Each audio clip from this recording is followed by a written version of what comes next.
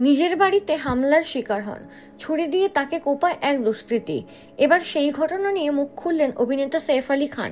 ঠিক কি ঘটেছিল ওই রাতে, কেন ছোট্ট তৈমুরকে নিয়ে হাসপাতালে যেতে হয়েছিল তাকে, জানালেন অভিনেতা।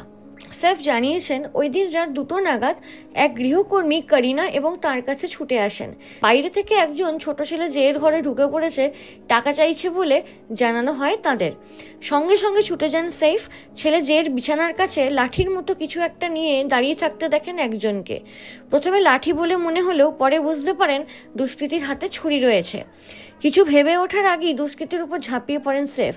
ধস্তাধস্তির সময় তার ঘাড়ে এবং পিঠে কোপ বসায় ওই দুষ্কৃতী। সৈফ জানিয়েছেন, এতটাই উত্তেজিত ছিলেন তিনি যে প্রথমে আঘাত টেরই পাননি, কিন্তু 2টি ছুরি দিয়ে তাকে কোপাতে থাকে ওই দুষ্কৃতী।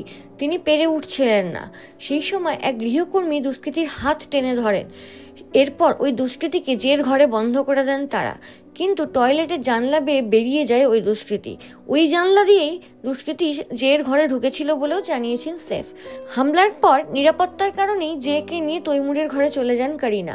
সেই সময় কোনো ড্রাইভার ছিলেন না, তাই তৈমুরের হাত ধরেই অটোয় উঠে পড়েন সৈফ এবং হাসপাতালে পৌঁছন। তিনি বাঁচবেন কিনা সেই নিয়ে আতঙ্কে ছিল ছোট্ট তৈমুরও। ছেলেকে আশ্বস্ত করলেও হাসপাতালে পৌঁছে সৈফ বুঝতে পারেন আঘাত কতটা গুরুতর। তার শরীরের প্রায় 30টি জায়গায় ক্ষত তৈরি হয়েছে বলে জানিয়েছেন সৈফ।